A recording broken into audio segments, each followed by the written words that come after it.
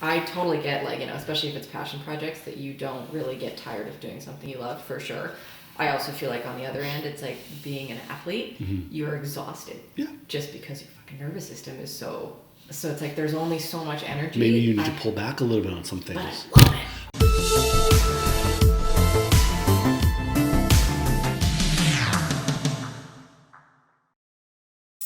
Tayler, thank you so much for coming in today. I'm really excited to get started, and welcome to the AWL Podcast. Thank you. Thank you for having me. Yeah. How's your day going? It's early. Yeah? It's early for a Saturday. Jeez, it's 11:48 a.m. Not so early for a father.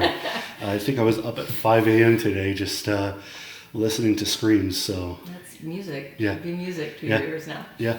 So what's up? What's going on in your life? Right now, a lot of nothing. Yeah. A lot of Yeah, I nothing. think we all feel the same with regards to the lockdowns and everything going on in Toronto. Yeah. I actually saw some stats that say Toronto has been locked down longer than anywhere else in the world. Yeah, I don't doubt it. Yeah, 275 days right now for gyms and restaurants and things like that. I think it's scary because it feels normal now. Yeah, like it's not good. It doesn't feel like, oh shit, we're in a lockdown. It feels like, yeah, this is everyday life. Yeah, I don't know if that's a good thing to feel normal. This is not a good thing to feel. I kind of worry about, socialization of my kid. He's only, he's almost 8 months old, but he's literally never met another kid. Wow. Or another baby. And I don't know at what stages is that something you really want to start integrating, but I would assume the sooner the better, especially because he's a only child. I really don't want him to end up being a super aggressive non-sharer, it's like mine only. Yeah. So, that's something that I'm kind of a little nervous about, but I'm weird, so it would make sense if he's slightly weird as well. And I would assume any kid... You kind of want him to be slightly weird. He's going to be, for sure. And any kid around his age right now, they're all going to be weird. Yeah. They're all going to be talking like adults by the time they're 6, because that's all they've spent time with people-wise. So Well, you see the videos of kids walking around and they're like, everything is hand sanitizer. And you're like, what? Yeah. It's disgusting. I mean, hand sanitizer is awesome, but it's also kind of something you don't want to be obsessively using. Yeah. But of course, we're in a situation where that's not necessarily a choice, Yeah. apparently. So why don't we talk about some of the things that you are kind of like what I would consider you an expert in. So some of the things that I know that you are fantastically knowledgeable in are, of course, health, fitness, things that you love, obviously. So what are some things you've been working on as of late with regards to, fitness and business, and maybe how you've been combining the two? Integrating. Yeah, it's interesting. It's taken a lot of different turns, I guess. Yeah. Like I started working with someone who is trying to help me kind of develop an online platform. And the more I get into it, the more I realize it's not what I want to do. Okay. And so it's annoying because I've done it for so long. Yeah. It's been my whole life since I started working. Yeah. And so it's like, the more I think about like, okay, this is the path that everyone thinks I should take, the more I'm like, fuck. Especially after what's happened last year, so many people are starting to think outside of the box, or think more so, do I really want to be doing this for the rest of my life? Yeah. It's like, I enjoy it. I love doing it. I love, having clients and, being with clients and helping them reach goals. But it's like, at the end of the day, it's like, there are other things that you enjoy. That excite me. Maybe you'd like to see yourself doing 10 years from now. Yeah, but things it's like, I don't have the time to do right now because I have clients. But it's like, I don't want to give that up at the same time. So it's this like... and in all fairness, I mean, I really do believe that a lot of people in your shoes, myself included, are in a point in their lives where they're starting to look at other options because it's been shit. Yeah. The last 2 years has been a challenge, or the last year and a half, and it's almost like an unfair point of time to kind of like observe and analyze and say, that's been my experience up until now. Do I want to continue this experience? Like if everything was open and everything was great and you were full and busy and transforming people's lives and making really good money, would your mindset be elsewhere, right? Especially because I know one thing that I've seen you talk about online is your joy of interior decorating and possibly getting into the point where maybe you have some rental properties or are in real estate development or real estate investing and things like that, which is something I actually am very interested in. Yeah. And I'm working towards to accomplishing our first rental property this year. Yeah.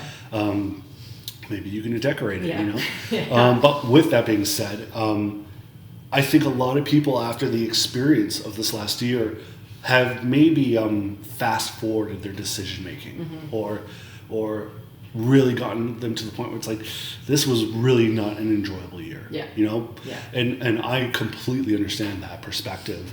Like my thing, like I love working with large groups of people. Yeah. Like I used to do one-on-one religiously. Yeah. And it's like, you get 60, 70% of people that come in Yeah. that don't want to be there and expect to reach their goals because they've paid you money. Yeah. And that sucks the energy right out of you, because then you have to give them all this energy to get them through a workout. Yeah. And when you don't get anything back, Yeah. and you have like 8 to 10 clients back to back, like you're drained. It's exhausting. By the end of the day. It's like, so I love working with large groups of people. And Yeah. so now I'm like, well, no one's going to want to go back to large groups of people. So. Not for at least a year.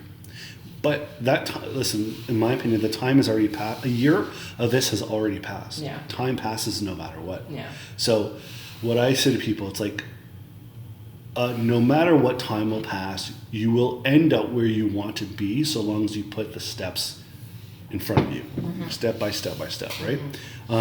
It's the same thing with like wanting to accomplish something or wanting to get to a point where you're able to do X, Y, Z again. Yeah. It will happen. Yeah. You know, it's not like we are forever stuck in this realm of, you know, being limited to what we can and cannot do. Yeah. This isn't a forever thing, Yeah. right? And you know, we're talking about it almost like it's taboo to say what it is. Obviously, we're talking about the lockdowns and COVID-19 and things like that. But in reality, it's going to end. No matter what we think our anxiety levels are, and how we are perceiving it, it will end. Yeah. For sure. It's more, it's like, it's a time thing where it's like, if I'm going to make a change, you know, I have the time and the 100%. means to do it now. 100%.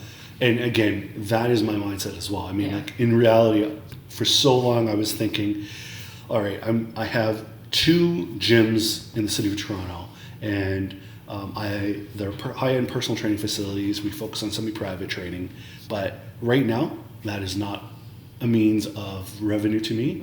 That has not generated any benefit in my life in the last year. It probably won't for the next 6 months. And so obviously I've had so much time to think, what am I doing? Do I want to continue to not build my financial future for my family? Because I've waited for a year now to do that.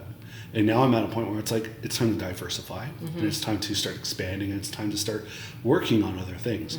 And that does not mean that I'm not going to continue focusing on that business, but I have really opened up my mind as to what are all the other avenues that I can focus on that the government doesn't have control over, that they can't just say lock down, right? So I completely agree with you 100%. And I'm literally having this conversation with so many people. So many people are like, you know, I really, really love this this kind of industry. I love the experience of working with people and doing something that I'm passionate about, right? And continuing to learn. But we haven't been able to do any of those things that we enjoy in this industry. Yeah. So the things that we like about the industry have not been applicable, you know.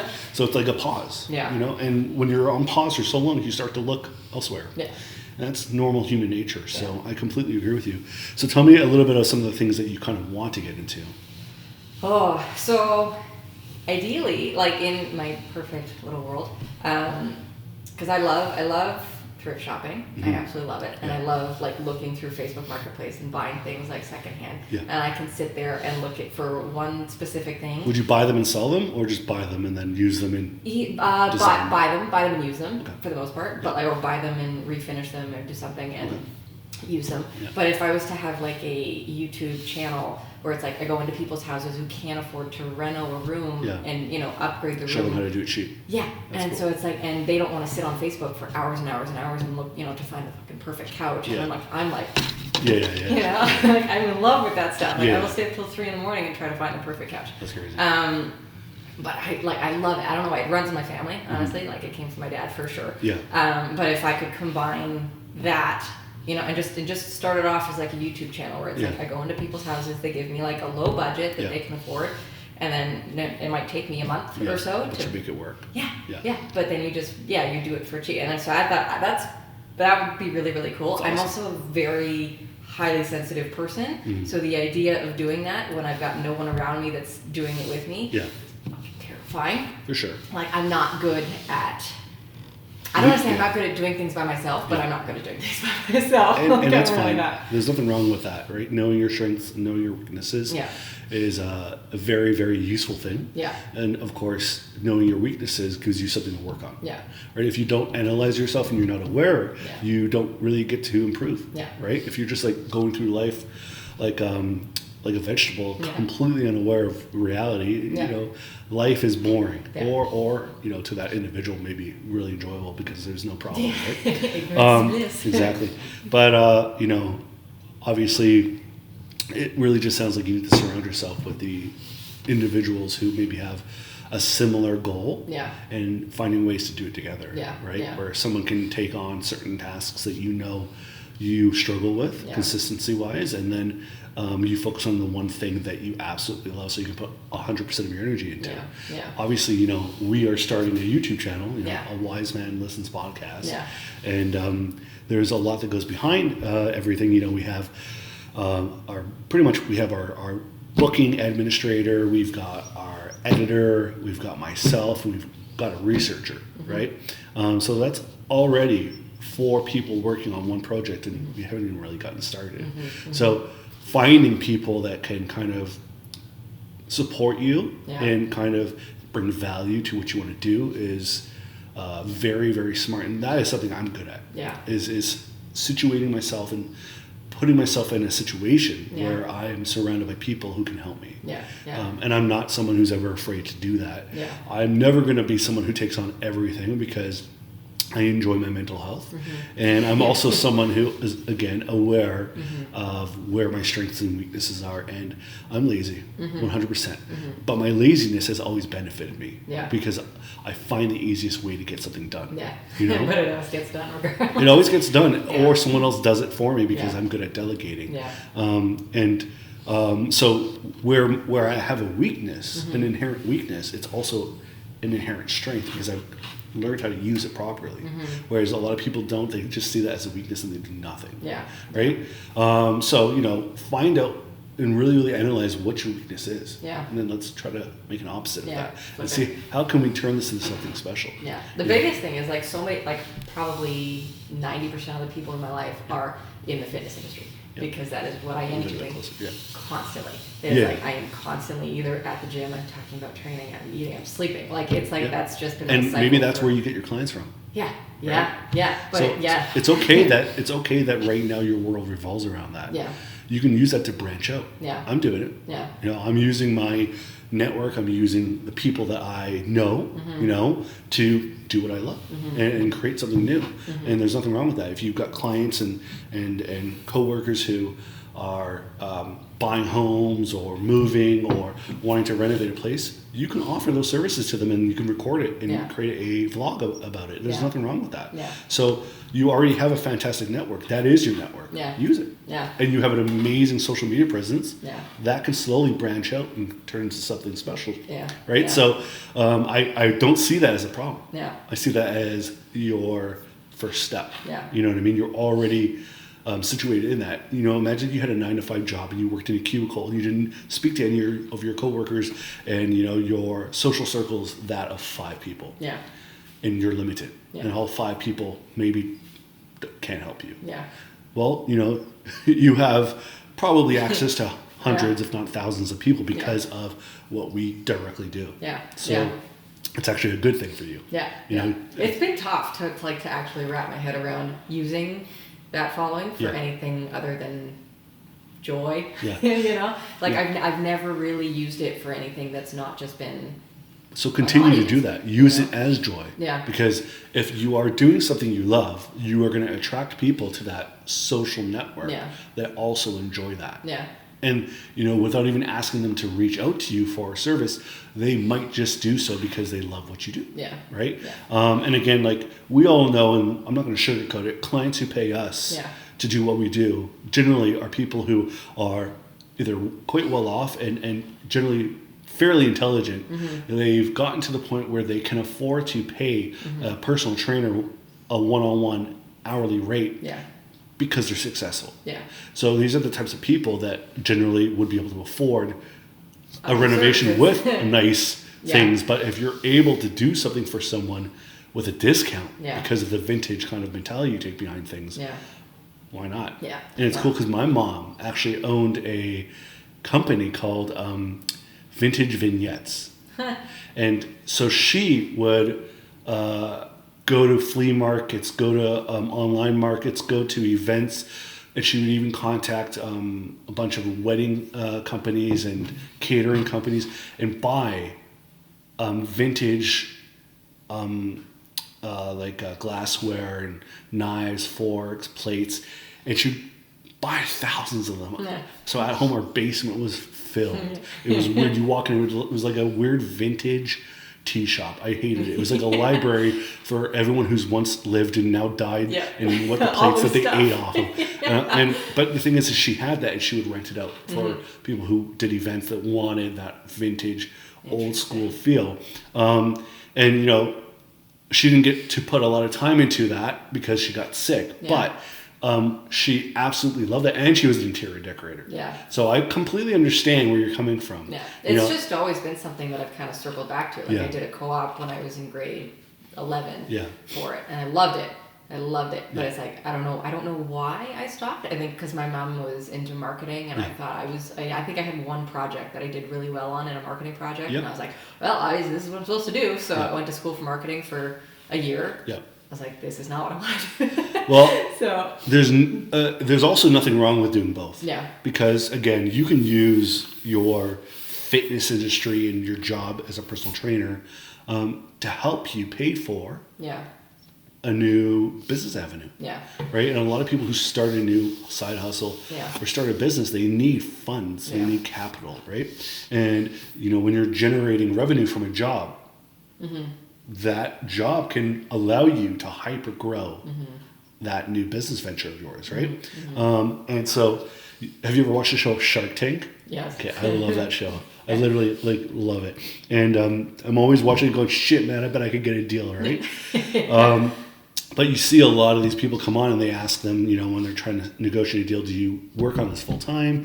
And sometimes when they say no, that's sometimes something that the investor doesn't want to see, right? But sometimes they say, sometimes they're like, it's actually smart that you were still a doctor and earning $300,000 a year and putting all of that money into your business because that shows how committed you are to it, right? And then once this business is generating enough income that you can quit your doctor job, then you can do that. And that's also a very smart role because it's you investing as opposed to getting someone else to invest. Yeah.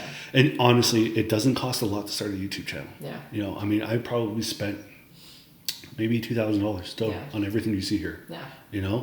The most expensive stuff was this. No, but honestly, it doesn't cost a lot. Yeah. And again, it's not like you are going to necessarily want to create what I'm trying to create, but all you really need is your phone. Like you see that ring light piece over there? Yeah. You just take the sticks off and put your phone on it. Yeah. And I don't know if you know how to set the resolution on your camera to film 4K 60 FPS. Yeah, what camera do you have? It's the iPhone 11s.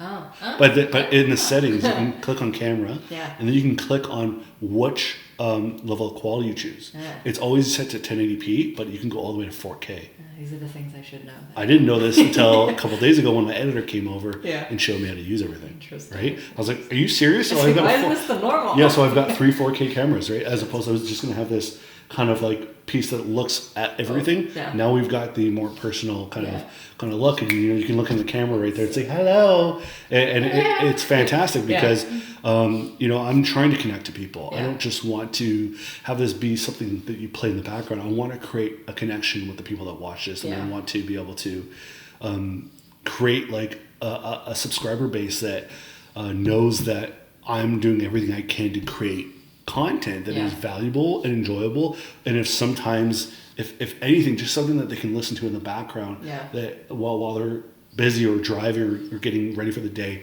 that they know is just a chill, calm kind of space, and sometimes with some goofiness, sometimes with some nerdiness, sometimes with some high-level science type stuff.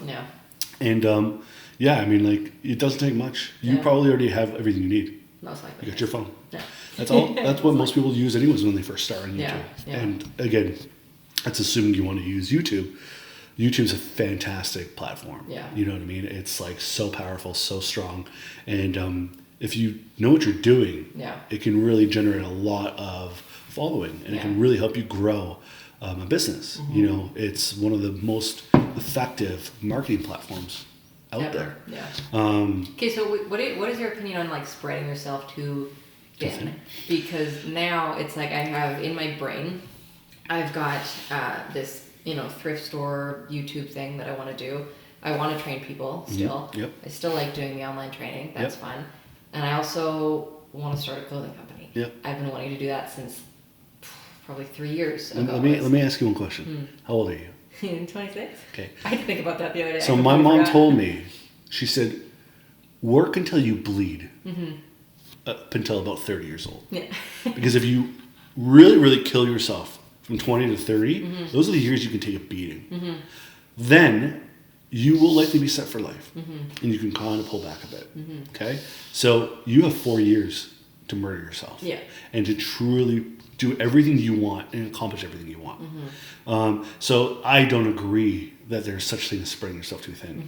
I might agree if someone struggles with maybe their mental health, which is, you know, something that's real and something that I personally have dealt with this last year because of all these lockdowns, and it's not necessarily something I've had to deal with before, you know. So that is a balancing act you have to take into consideration. But if you are someone who's going to struggle in that aspect, there's help. And if you are able to position yourself where you spend an hour every 2 weeks talking to a therapist, you kind of fix that problem, and you get to continue to move forward, right? And then you get to continue putting all that positive energy you get after that session back into all three of your businesses.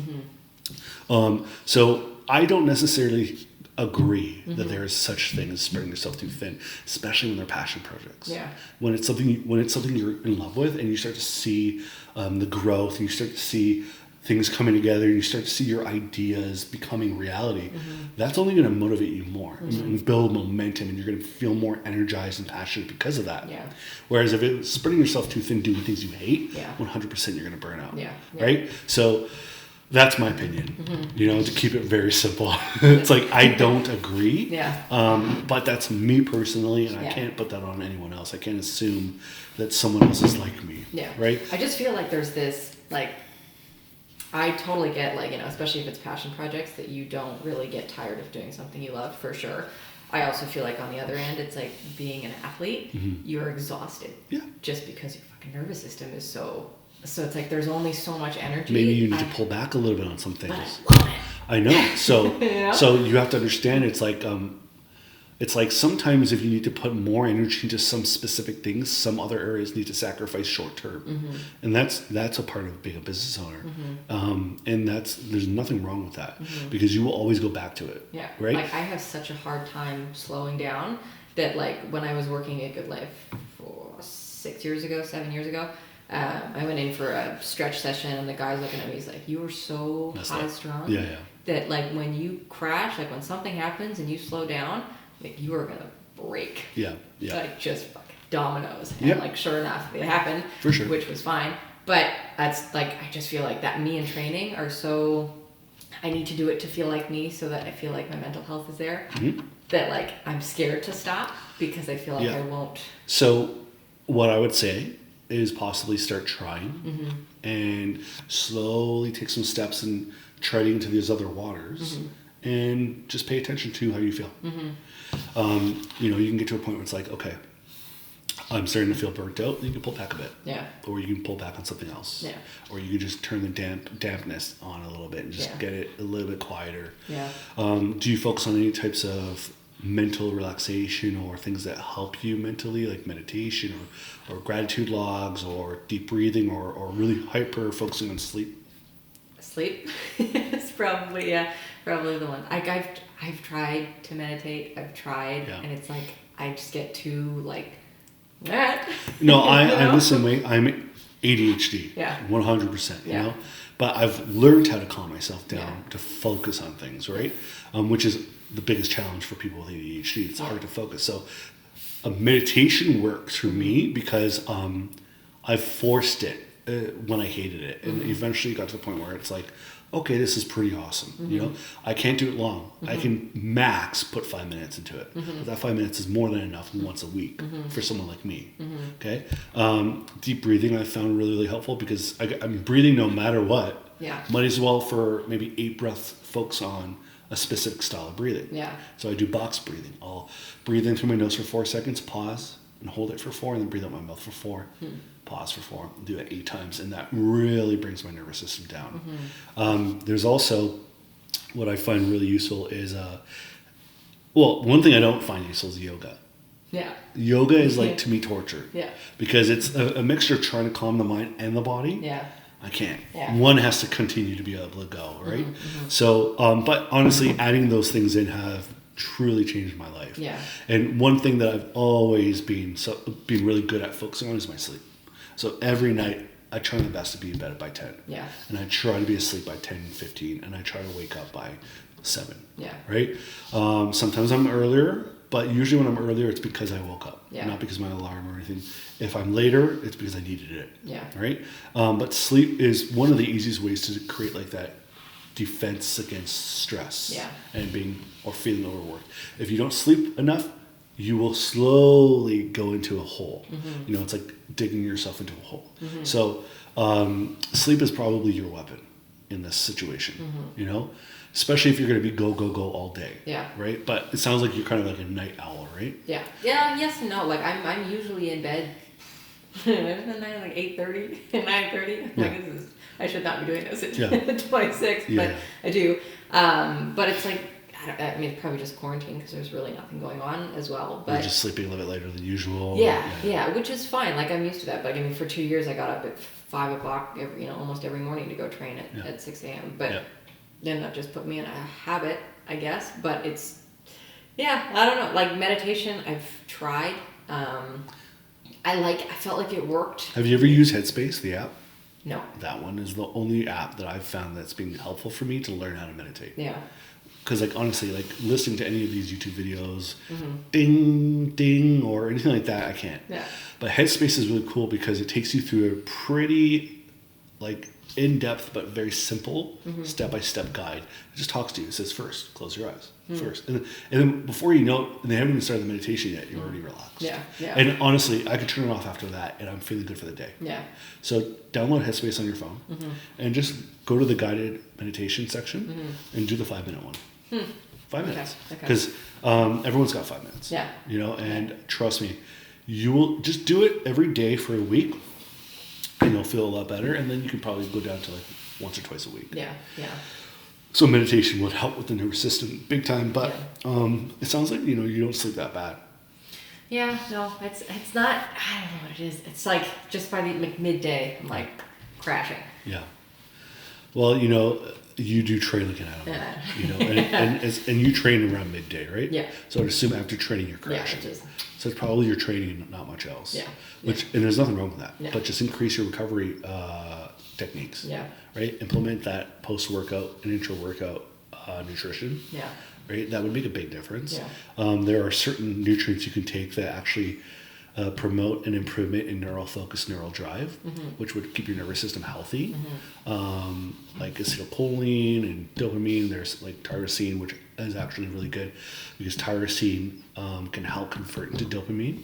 So if you take that in the morning, you'll have a higher rate of dopamine production. So you might have more drive mentally after the workouts and more motivation to continue on with the day.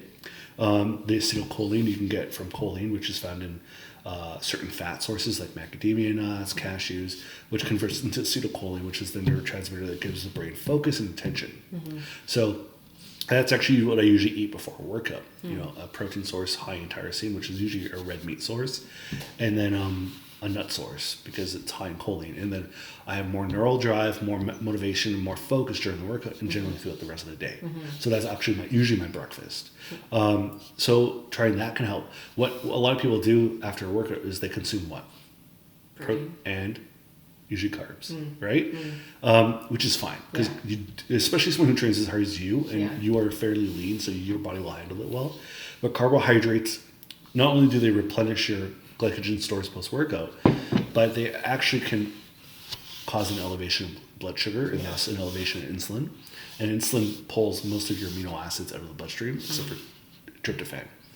And when you have enough tryptophan in your bloodstream, it can convert into 5-HTP once it crosses your blood-brain barrier, which can turn into serotonin, which makes you feel really, really calm and sometimes tired. Yeah. Right? Which is maybe not necessarily what someone needs if right after a workout they actually have to go and hustle. Yeah. And they've got a huge project that they need to be on, right? So playing around with your nutrient intake and timing can also improve where your energy levels are throughout the day. Yeah. But yeah, like probably maybe you're not even eating enough. I don't know. Like I've gone through stages where I was force feeding myself like 5,000 calories. Like I was trying to. And at that time, your body was probably staying relatively. Oh yeah. So that means that at 5,000 calories, your metabolism can handle that, which means it's not too much. Yeah. It's hard. Yeah. So maybe you're eating half that right now. Yeah. Which means you're only getting half of what your body actually is burning, which could be another reason why you feel like you're crashing midday. So another thing you can play around with is just slowly increasing your intake. You know, add an ounce every meal. You know, and just week after week after week, slowly add more so it doesn't feel like you're blowing your stomach up. Yeah. But honestly, the quickest way to do this and the easiest hack is intra-workout and post-workout, because like just a post-workout shake with proteins and carbs, that alone is like 450 calories. Yeah. You know, so maybe that can help, you know, because you're not going to stop training. Yeah. And I obviously wouldn't recommend you stop exercising and staying fit. That's going to make you 10 times more successful at anything you do, because you're going to be stronger mentally and physically. You're going to be able to handle more stress from life, right? Whereas generally, people who don't work out and don't exercise, they may have more time to focus on some things, but they might be less productive. Yeah. Because their mind and their body isn't capable of going to that next level. Yeah. So I wouldn't necessarily say stop, but I would say amplify your recovery of the things you love so they don't impact other things you love. That way, it's not really a balancing act, it's an amplification act. Yeah. So it's instead of doing less of this and more of this every other day, it's just improve the functions that allow this to continue so everything else doesn't get impacted. Yeah. And all that's possible for sure. So I'm not worried about you, man. Yeah, I'm not worried about the overworking, overstimulating. Yeah. You just got to enhance the things in your life that allow you to go hard. Yeah. 4 more years, 26 to 30. Yeah. Bleed. Yeah. You know, literally, like, and you know, some people might disagree with me, and that's totally cool. Yeah. You know, I'm fine with people disagreeing with me. And is it super healthy to go all out for 4 years straight? Probably not. Yeah. But if you have big dreams and you have big goals and you aren't going to ever be satisfied unless you accomplish them, it's probably better long term to just get it done. Otherwise, you're going to live in regret. And you're always going to have that stress sitting behind you in the bottom of your stomach, in the back of your throat, knowing that you had an opportunity when you were young to put time and effort into something, and you squandered it. Yeah. This is probably the greatest time in our lives right now to focus on something else. Yeah. Yeah. You know, because all we have is what? Yeah. Time. Exactly. So that's my opinion. Yeah. You know, so yeah, I mean, in all reality, you have the time and you have the energy. Yeah. Whether you like to think it or not, you just have to access it properly. Yeah. And then try. You know, just try a few things and see if your energy levels increase because of the love of what you're doing. And you might be surprised to go, hey, this isn't that challenging time-wise, nor is it that challenging energy-wise. Yeah. And it's a different type of energy. It's more mental, right? All this stuff is mental, you know? It's got to be. I mean, like, I function so much better when I'm around people. Yeah. Just, so, like, by yourself always, you're like, I know, it's stressful. What's next? And the thing is like, I am an introvert. Yeah. So I actually, like, growing up, I really didn't like going to parties. All my friends would say, hey, let's go to the bar, let's go to the house, we'll drink, we'll have fun. Yeah. And I would do it maybe once a month. And I always felt like shit after. Yeah. But what I always enjoyed doing is just staying home by myself. Yeah. And people were like, bro, you never come out, or you say you're going to come out and you never do. Yeah. And I never really felt bad. Sounds like me. Yeah, I never felt Yeah. bad for it. Yeah. Because I'm protecting my energy. Yeah. I'm keeping my energy for the things I truly love. Yeah. I love my friends, but I know that I can't be around people for that long Yeah. without getting drained. Yeah. So generally, I would spend 24/7 of any time that's not work at home, Yeah. chilling in my basement. Yeah. You know? Yeah. And just regenerating. Yeah. So that next day I can continue to put all the energy I want to put into the things I love. Yeah. Which for me is business. Yeah. So that was always my mentality. So protecting your energy, not giving it away to things that don't deserve it or don't do you any benefit. Me going out and getting drunk with my friends brings me no benefit, no joy. Yeah. All it does is exhaust me and brings other people benefits because I'm fun Yeah. to be around when Yeah. I'm drunk. Yeah. I'm funny. Yeah. I make people laugh. Yeah. And it's funny because when I am in that situation, I am the life of the party. Yeah. Because I feel like I have to be. Yeah. But I don't want to be there. Yeah. You know, yeah. It's not weird. Every time. No, Yeah. I'm exactly the same way. Yeah. It's like if I drink, it's like I'm gonna drink to get drunk because Yeah. I know people are gonna have a blast. Yeah. While I'm drunk. Why the hell would you really drink? Yeah. You know, what, just to Like, take I'm in not a excess social calories for nothing? drinker. Yeah, I'm Yeah. not just gonna sit watch a movie and drink wine by myself. Like Yeah. I don't even Honestly, know. I will. 'Cause I really, really like wine, but Yeah. I don't even think I have an alcohol bottle in my house Yeah, right now, which yeah. is normal, but it's just, I just feel like there's this block between, making friends too, Yeah, for especially sure. at 26, Yeah. because I have maybe one or two that I've had, one from elementary school and one Yeah. from college, and Yeah. that's it. Yeah. And they're like, Yeah. they're completely different stuff, and Yeah. I have such a hard time making friends. Yeah. Because I'm not that type of person. You don't go out enough. No. Yeah. At all. And it's like, and when I do, if I'm not drinking, I'm quiet. And Yeah. I'm in the background and I'm like, I don't really want to be here. And Yeah, it's yeah, fine. yeah. And it's like, but then when I'm the people same. get to know me, it's a completely different story. Yeah, 100%. I'm Yeah. the same, and that's why you got to meet people in your world. Yeah. Meet Yeah. people in your realm. Yeah. So where you can give energy to is where you're going to meet the people that are going to stay in your life, Mm-hmm. right? So whether it's the fitness industry, whether it's your home makeovers, vintage style, Yeah. whether it's your clothing line, that's probably where you're going to find the people in your life. Yeah. And that's fine. Yeah. You just got to start doing it. Yeah. You know? Now, do you think so there's so many people right now making clothing stuff. Do you think it's just it's too big of a pond already to make Doesn't it? matter. It doesn't, right? That's because I get so many people being like, it's it's a really It doesn't big matter how industry, big it's the hard to pond break in. is. What matters is how good you are. Yeah. And what matters how good the quality is, and what matters is your ability to market it. Yeah. So I would never be ever in my would I ever be intimidated Yeah. to start something because someone else said it's going to be hard. Yeah. You know, Yeah. of course That's it's going to be. where I struggle for sure. Yeah, but It's of course just it's gonna 'cause be I hard. listen to people, and it's like I let it. I don't Listen to usually- yourself. Yeah. And then listen to people who've accomplished it. Yeah. Don't Yeah. listen to people who've never tried. Yeah. Okay. Yeah. Those are the worst people to talk to when Yeah. it comes to starting something new. Yeah. So, and that can go for your parents. Mm-hmm. That can go for your best friend, your partner, your cousin, your dog. Yeah. It can go for your boss. Yeah. It doesn't matter. Listen to the people who have accomplished it Yeah. because their opinions are likely more accurate. Yeah. And then listen to yourself. Yeah. And worst case scenario, if you find out shit, this is really, really hard.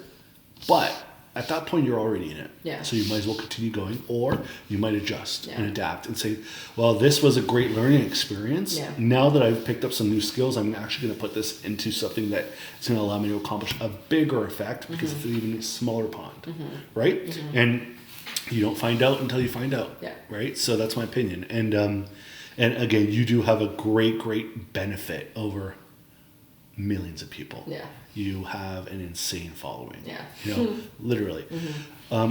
Even if the majority of the people that follow you on Instagram are dudes, guess what? Yeah. They're still fans of yours, and Yeah. they can help you spread your message by sharing your content. Yeah. When you ask them to, you can be like, this is a new project I'm working on. These are a few of the items I'm thinking about implementing. Yeah. Please share this. Yeah. Please share this with your friends. Share this with your sisters. Share this with your brothers, whoever you're selling to, right? Yeah.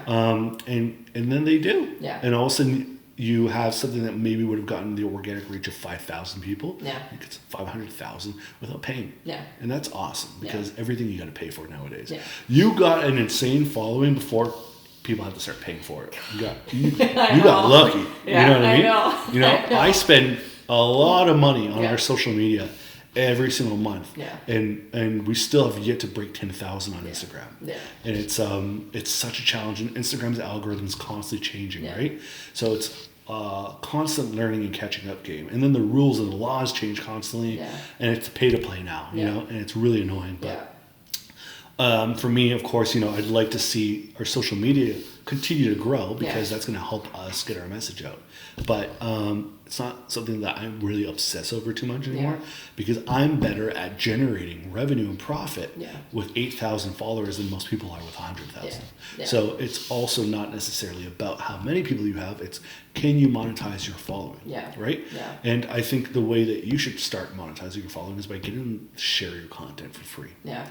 Just direct them, tell them what to do. Yeah. People don't do anything until you tell them to. Yeah. It's the same thing with YouTube, you know? And this is a perfect kind of like situation to say something. Yeah. Make sure that you subscribe to the channel, okay? And leave a like on this because every time you leave a like, the YouTube algorithm will pick it up and share it with more people, and thus more people get to come to this channel and see the value and help us grow, which is exactly why we're here. So make sure you do that. And it's really, really important that you do that. Yeah. Because if people aren't subscribing, if people aren't following, if people aren't liking and engaging in some way, fashion, or form, it gets to the point where you don't really want to do it anymore, right? Yeah. Obviously, you know, I made sure starting this to not go into it with the main goal of anything beyond me getting to speak to people I want to talk to. Yeah. So this is more of a passion project for me. It's like I want to be able to talk to people that I find interesting. Yeah. And I want to be able to offer a platform to people that I want to offer a platform to. And then I also want to get the chance to speak to like experts. You know, like being able to speak to an astrophysicist or being able to speak to like a writer or someone who's an expert in artificial intelligence or someone who's an expert in the economy, and me being able to learn from those people. Yeah. That to me is awesome. I'm obviously going to do my due diligence and make sure I'm researching like crazy and learning as much as I can before I meet that person so I can ask the right questions. But, you know, for me, this is really just a great opportunity to speak to people. Yeah. Right? And I'm sure I'm going to get to know lots and lots of new people throughout this process. So it's going to be really fun, and I'm looking forward to that. But yeah, I mean, like getting to know people, that is a challenge, especially right now. You know, it's hard with COVID. And what would you say are some of the biggest issues you've had to deal with over the last year with lockdowns and COVID-19? Like, how has that impacted your life? Oddly enough, it's impacted in a very positive way, which is weird to say. It's almost like you feel bad saying it because so many people have gone through shit. But you know, I've been exposed to clients who wouldn't have necessarily reached out had gyms gotten locked down to begin with, and been able to, you know, improve revenue significantly just by, you know, having a couple private clients that I hadn't had before. And, you know, that's allowed me to move out of where I was, to, you know, get a new car, to like not have to worry about, you know, when my dog gets surgery, you're being alive. And so it's like, and like this just wouldn't have happened if COVID hadn't happened. So it's like, it feels bad to say, but like it's really changed in a really good way. But I also think I'm a really firm believer in like when you want something or you need something, like you put it out there and you imagine yourself already having manifestation. And it will happen. Like it like the first time it ever happened, I was short on rent, and it was coming out in like 2 days, and I was like, man, like I genuinely, I don't know what to do. Like I don't know who to ask for money. I'm not going to go to the bank and ask for, you know, and I had this random person on Instagram reach out, and he was like, hey, I've been following you for like 5-6 years. I really want to train with you. Like, these are all my problems. I've tried to reach out to multiple people to train me, and no one wants to because of these problems. But like, I really like the way you train, and I don't care what your price is. I just want to train. And I was like, that's awesome. Okay.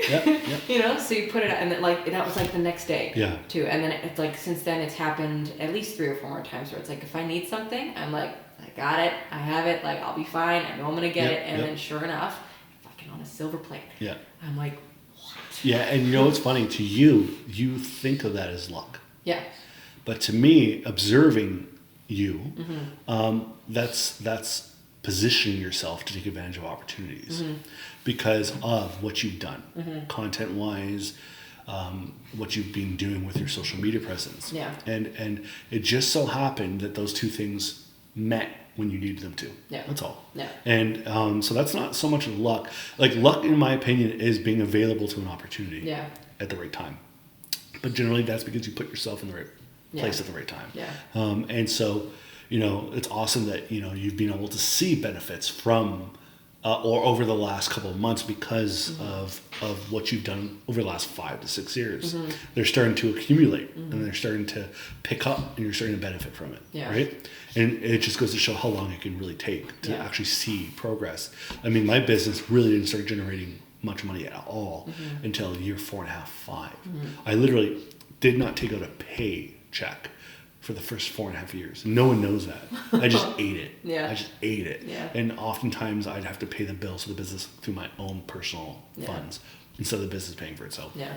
But then about year 4.5, I struck gold. Yeah. I figured it out, and it really started to blow up. Yeah. Was that like realizing to do semi-private, or No, was that? we did semi-private the entire time. It was because I took over. I was giving too much control to too many people, expecting them to do what was necessary. They weren't doing it, so I took over. Yeah. And once I took over all the management, we quadrupled our revenue in a month.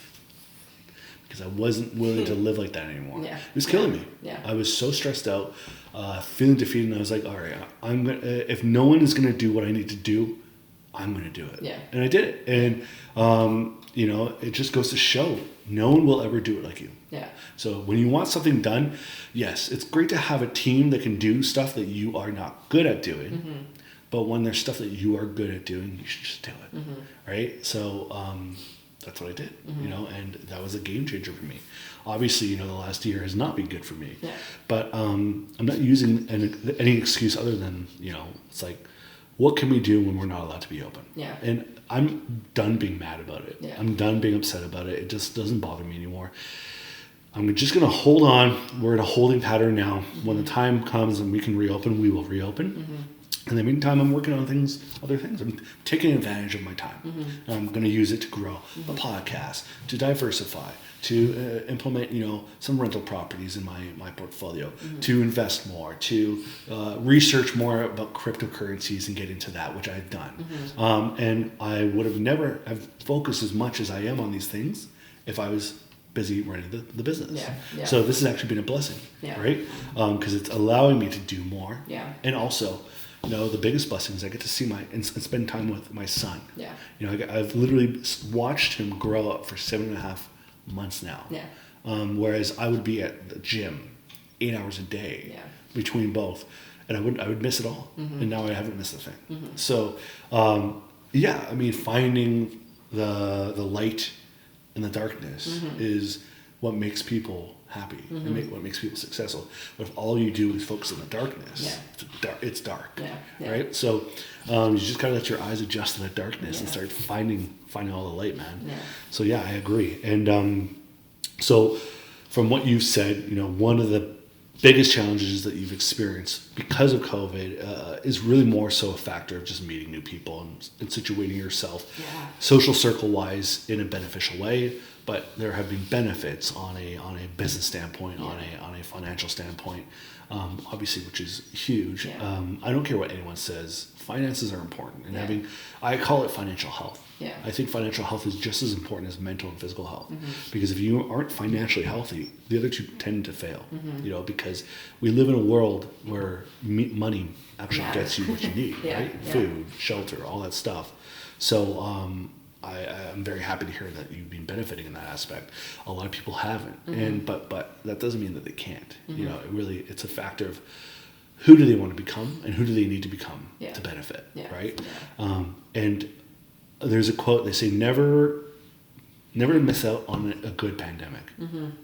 So, and I read that at the very beginning. Yeah. And it's kind of a shitty mentality because we know that there's people benefiting right now. Yeah. And I'm okay with it. But what I'm not okay with is the government benefiting. Yeah.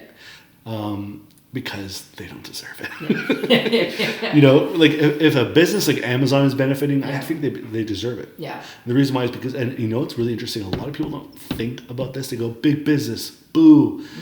Amazon is one of the biggest markets for entrepreneurs. Yeah. The majority of the sellers on Amazon are people like you and me. Yeah. Yeah. People that are small business owners and they sell a product. Yeah. So Amazon supports millions and millions of people, not just through their factories and their shipping, but also people that run their business through Amazon stores. Yeah. Yeah. So it's like, it's one of the biggest systems out there that actually give back to the world. Yeah, yeah. But people just don't want to hear it. Yeah. You know, they're like, no, they've benefited. Away from small business. Like all these small businesses could sell what they need to through Amazon until they can be open. Move your mic a little bit closer. Just pull it in. There you go. But yeah, I mean, it's like people need to understand that if they're benefiting from the pandemic, there's one of two things going on. Either they're creating something that's very valuable during that time for people, like mRNA vaccines, or you're creating the ability for people to continue to make money during the pandemic, or creating content value.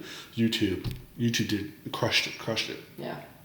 When they reported their earnings on CNBC, through the roof, right? Other things like Etsy, you know, or Disney Plus, you know, subscribers, because all of a sudden the content, people have more time to watch, right? Yeah. But if you aren't offering anything of benefit, but you're crushing it, what are you doing? What are you doing? You know, you're taking advantage of probably people. And you're taking advantage of the fact that people can't compete. Yeah. So have you seen that thing where people buy through Amazon and sell? Yeah. I'm like, so what are your thoughts on that? Because it's like they're really not very smart doing anything like of service. Like they're finding something cheaper on Amazon. Yeah. And then just making it more expensive, but still just shipping. They're not making it more expensive. They're matching the average cost. Are they? Yeah. Okay. So I saw this. One of the smartest things people do that is they look up things on Amazon and eBay that are misspelled because no one buys it, so they keep dropping the price. So like you look up bicycle, but you just misspell it, the most common misspelling. Yeah. And you're gonna find a bicycle that would sell for $500, selling for $150 because the person's had it on there for 6 months because no one searches it. Interesting. So they buy it for $150 and then they sell it for $500 like that. There's nothing wrong with that. Yeah. Listen, those people are making money to feed their kids. Yeah.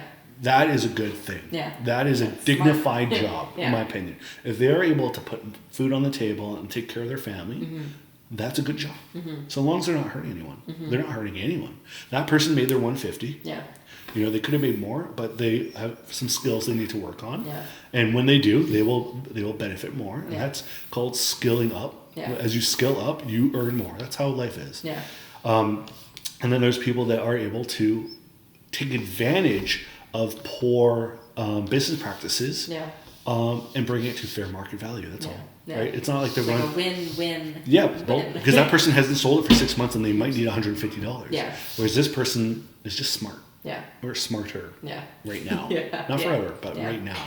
Right? So I don't think there's anything wrong with that. But one cool thing that's interesting about that is, and I'm not good at that, and I don't have the patience to search and scour through hundreds of pages online and trying to find deals. I usually, when I find something, I buy it right away. I try to get the highest user rating. You know, it's like, okay, 5 stars. Enough people have purchased this. I trust it. 1,000 reviews, yeah. Yeah, and then I'll go for it because I'm lazy. Yeah. Like I told you, right? Yeah. I'm not someone who wants to spend 2 hours when I can click a button in less than a minute. And so, is that laziness or busyness? I don't know. You know, I've kind of put the thing. I have no idea. You know, I like to say I'm busy, but I'm not super busy. I'm as busy as I want to be, I guess. Yeah. So it doesn't feel busy to me. But I think that is a cool business practice and a cool side hustle. Will it generate you millions of dollars? Nah, probably not. But is it a good way to make an extra couple $1,000s per month that you can put into investments? Yeah. Or that you can put into cryptocurrency, or you can put into your business and use that money to buy vintage products for a house that you're renovating and podcasting or vlogging about? Yeah, why not? So I don't think there's anything wrong with that. No. Yeah. Yeah. Okay, so speaking on crypto, to someone who knows nothing. Yeah, which is most people. About crypto. Yeah. Okay, so if I had, say, 10 grand, it's just sitting there, burning all in my pocket, and I want to do something with it. Obviously, I want to make it grow. Because if I don't, it will be gone on pointless crap that I won't even remember that I bought. Where do I start? Because, so I've got a client who, I'm sure, who just does not shut up. Yeah, I know exactly who you're about it, which is fine. But it's like, he's so much in my face about, this is what you should be doing. This is what I've been doing for 25 years, blah, blah, blah, blah. He is a smart guy. 100%. For sure. 100%. I also think there's been so many things that he's spoken about where I'm like, so I'm like, I don't know what to believe because I hear so many different things, and I'm also just not familiar with the terminology. Okay. Let me break it down for you. Go ahead. So what I would recommend you do with that $10,000 is invest it. Now there's obviously two kind of ways you can invest that. You can invest it into a stock portfolio, just a simple index or S&P 500, or you just log into like a proper online investment portfolio and build that out, and they take care of it for you and auto manage it. Okay. The benefit of that is generally it'll offer you about an 8% compounding return year over year. So if you put it in there, $10,000 now at 26, by the time you're in 40 years from now, it'll be around probably like $200,000. Okay, without touching it. I could be off, but it will be over six figures. Now, that's one thing you can do. The other thing you can do is you can take a higher risk, and because you're younger, you can. Because, they say if you're closer to retirement age, or if you have a goal that you want to accomplish in 5 years, like buying a house, then taking a less risky approach of managing your money is key. Because you don't want to all of a sudden have the market crash going into that goal, which happens, right? Crashes happen all the time. But so do the climbs. But the thing is do you have enough time to get that climb back? Now you're young, so you do. So you could take a higher risk, and crypto is a higher risk. It's benefited me. So cryptocurrency is a form of either digital asset or a digital currency. Okay, and it runs off of something called the blockchain, and the blockchain is this really, really cool new technology that I don't fully understand yet, but I'm learning. But with that being said, it's supposed to be a much more decentralized form of currency where the person has control over it, not the government, which is important because so long as you run off of a currency that the government has control over, they've got control over you. So cryptocurrency gives you a lot more control over your life. Okay, it's supposed to be harder to track. So if you purchase something, no one can tell who bought what, which is nice because it's no one's business. Okay, but also there's some really revolutionary technologies that are being implemented that are going to change everything. They're going to change the internet. They're going to change the stock market. They're going to change the way people function, the way people transfer data. It's going to change everything in a really, really good way. So it's like the internet. It's like the new internet bubble, and it probably is to a degree in a bubble, but it's been in a bubble up and down over the last 12 years. It's expanded and popped, but every time it expands, it gets to much greater heights, right? And so there's 3 different types of coins. You've got your Bitcoin, which is like the mainstay. We call that the gold of cryptocurrency. This is like crypto for dummies. So Bitcoin is like for all you people that don't know. It's a digital asset. That's all it is. It's not necessarily going to be a very good form of usable currency. It's just a digital asset. But then you've got other currencies or things that are called stable coins. Altcoins. We'll talk about stable coins next. Altcoins are the alternatives to Bitcoin. So you have Ethereum, which is like the main guy. You've got Cardano, which is an up and coming coin that could possibly overtake Ethereum. Ethereum is like a network coin. So Ethereum network is what most altcoins transfer on. So if I wanted to send you an altcoin, I would send it through the Ethereum network. So Ethereum is really powerful. It's fantastic technology that's continuously growing. And then you've got all the altcoins, which are just coins that aren't Bitcoin. And then you've got these stable coins, which are coins that are made to be stable to the US dollar. So you've got Tether, which is like USDT in its ticker name. And that pretty much means if I have like $100 in an altcoin that I want to sell, or if it goes from 100 to 200 and I want to take out 100 profit, I would take that out as my tether. And I would hold my tether because my tether is going to stay at that US dollar. It's not going to go up and down. So that way, if that price goes back down, I can then use that extra profit and buy it when it's lower. And then when it spikes back up, I've made even more. Yeah. So it's called buying the dips. And so that's some things that lots of people do. Yeah.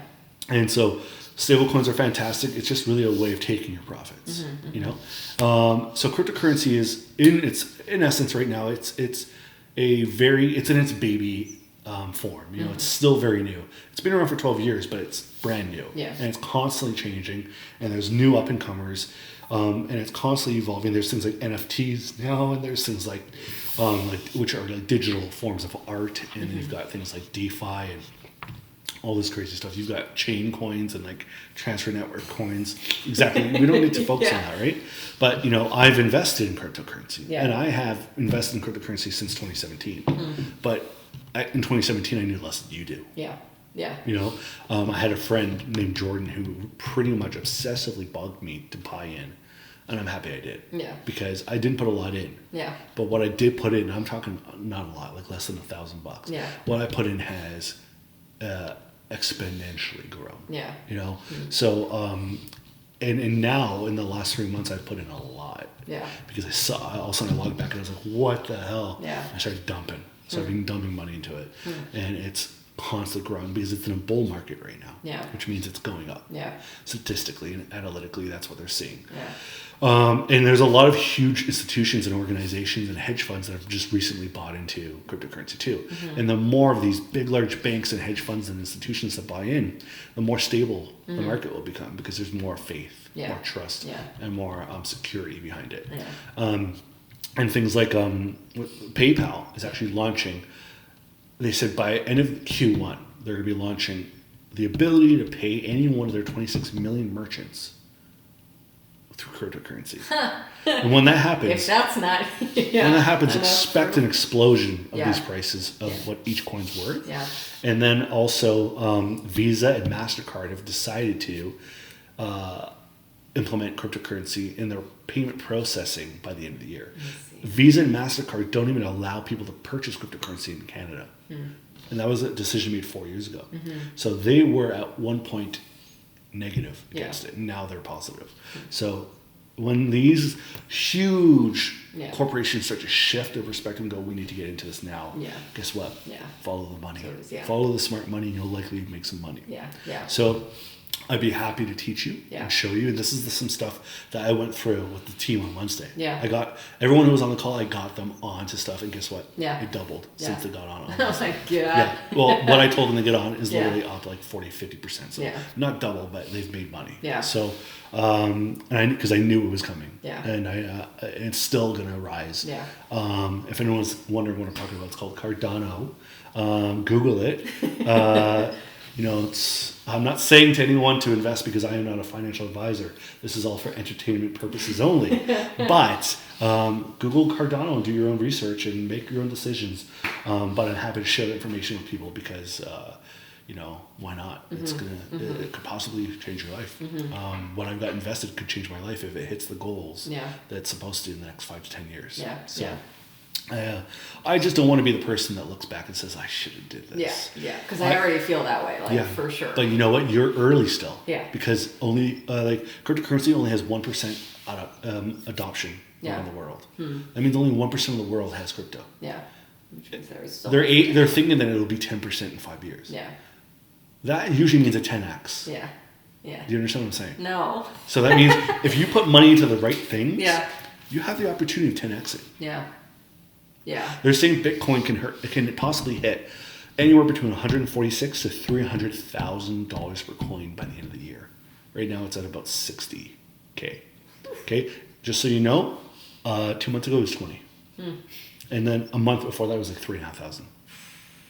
Yeah, that's called a bull market. Yeah. And that bull markets are just really when people are just piling in. Yeah. And right now in America, there are printing money, right?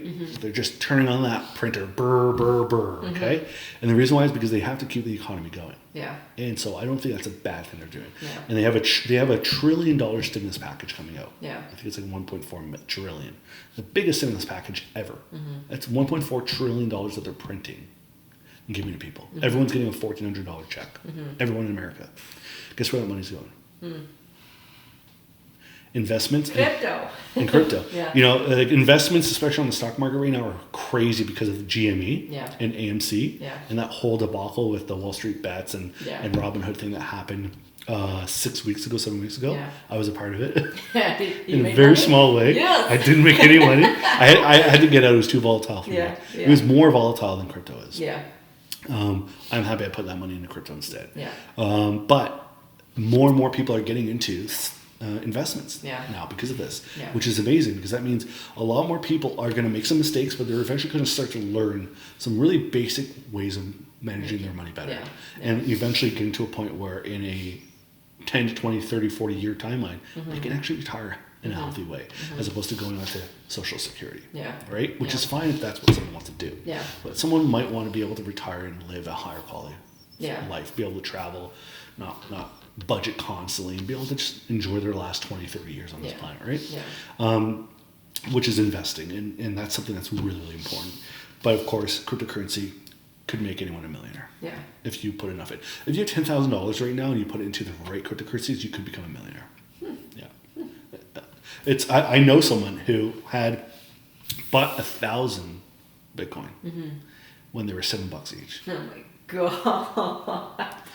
I don't know what that's worth right now, but what's 60,000 times 10? 600,000 times 100. That's insane. Yeah, I think it's like 600 million. Yeah. I don't talk to them, but I know. I know they exist. Yeah, I know them, but I don't know if they still have them. I know people have gotten locked out of their, wallets and forgotten their passwords and lost billions. I think there's like 10% of crypto's gone or Bitcoin's gone, floating in the ether because people have forgotten their passwords. What? Yeah. But how's that okay? Like, isn't there a way to recover? That's the thing. It's super encrypted. That's what keeps it so safe. Yeah. If you don't have your key and password, it doesn't matter. Holy. You're gone.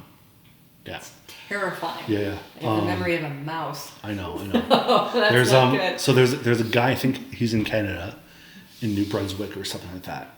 I'm just talking shit right now, but he had, I think, 1,000 Bitcoin on a hard drive, and it's called an iron key hard drive, which means you get 10 tries with your password. After 10, it erases everything. Okay, and he forgot his password 10 years ago, and so he's been trying to get it unlocked, and he only has 2 tries left. So I think there's like. When I heard about this, it was like 2 months ago. Yeah. So whatever it was back then was like 500 million. Yeah. And he's like, I need to figure this out. It's like having the winning ticket to the lottery, but you can't cash it in. Yeah. And can you imagine? Like, this is worth $50 million, but I can't bring it in. Yeah. So he's been trying to figure this out, and I don't know if he's going to be able to, and he may have not. He may have gotten everything erased by now. Or maybe he's hiring hackers to try to figure out a way. I personally would try to reach out to the creator of it and say, hey, is there any backdoor? I'm sure he has. But also, there's another person who threw out their hard drive like 5 years ago and tried to convince the city to allow him to dig up the entire landfill. Because there's like $75 million worth on there. And he said, I'll give you half if you let me do it. And they said no. I know. What? So fortunes are being lost. Insane. Fortunes are being won and made, and fortunes are being lost and taken. So it's the Wild West out there. Yeah. Or it was. It's a lot more regulated now. It's a lot safer now. It's a lot healthier now. The economy, especially now that all these huge corporations are coming in and the governments are warming up to it. Like Bitcoin is now a usable form of currency in Miami.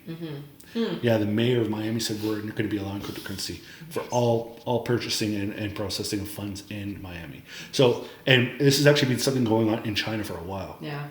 For like the last year or two, they've been using BitPay, which allows you to pay with Bitcoin, right? Which is, and Apple actually is now allowing BitPay to connect to their Apple Pay. So you can pay with BitPay or Bitcoin or cryptocurrency through your Apple Pay. Yeah. Especially because a lot of these cryptocurrencies have credit cards. That's how you use your cryptocurrency right now. You either take it out as fiat, which is not a good idea, because why would you exchange currency of the future for currency of the past? So people get these like rewards credit cards where you can earn back crypto on every purchase you make, and you pay with crypto, but it converts into to whatever that person's charging you. That's the shit. That's what I'm getting. I'm just I'm leaving here. I'm like, fuck. No, but I'll teach you what you need to know to get started. And I'll let you see who I listen to and what YouTube channels I learn from, and I'll teach you what I know. I know enough that you can set yourself up safely and protect your stuff and invest in a way that will likely get you some benefit. Yeah. But again, I'm not a financial advisor. Yeah. So take what I'm saying with a grain of salt. Yeah. And but yeah, I'm more than happy to show you what I know. Awesome. Is there anything else you want to talk about? I don't know. Is there anything else you want to ask? No, I mean, this has been a solid hour and 15 minutes, so it's probably a good time to wrap up. And I really appreciate you coming on. You've been a fantastic guest, and I think we should definitely do this again. And I look forward to hearing more about what goes on with your side of fitness, your side of possible like home renovations, and your possible clothing line. And hey, maybe I'll be an investor one day. Yeah, I'm gonna come back here a millionaire, and I'm gonna tell you all this story. At that point, hopefully, you'll help me invest. Right? Yeah. Awesome. All right. So, is there anything you want to tell the camera, or anything you want to say? Maybe shout out your Instagram. Sure. Oh God. My Instagram. I mean, at Miss Tayler Rose with an E, not an O. Not my fault. Not my name. But my name is with an O. That's my Instagram. Awesome. You want to train? Yeah. Cool. Yeah. Awesome. You can see all the more awkward. Yeah. Lots of awkward stuff. Lots of awkward. Yeah. Awesome. Well, thank you so much, and we'll wrap it up. So make sure that you like and subscribe. Hit the bell icon, and share this with your friends and family. We're just getting started, so I really appreciate it, and we'll see you soon. Peace.